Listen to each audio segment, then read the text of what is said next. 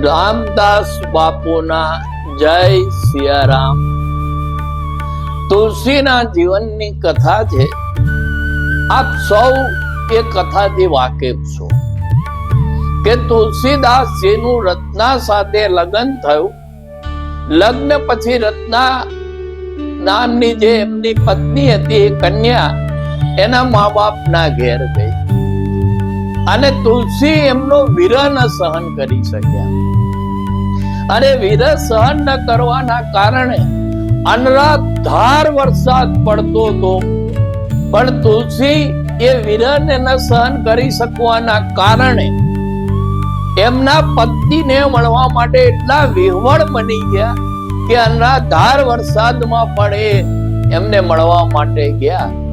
હવે એમના ગામની વચ્ચે અને એમની પત્નીના ગામ વચ્ચે એક મોટી વિશાળ નદી હતી અને એ નદીને પાર કરવા માટે જવું હતું તો એમને એમ લાગ્યું કે તરાપો છે એના ઉપર બેસી અને એ સામે પાર જતા રહ્યા.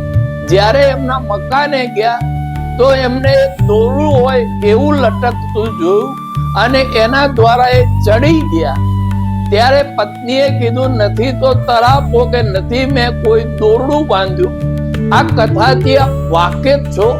ત્યારે એમના પત્નીએ કીધું, હાડ માંસ કા દેહ મમ તાપ પર જીતની પ્રીતિ તાસુ અધુ જો રામ પર પ્રીતિ અવસી મિટહી ભવ ભીતિ.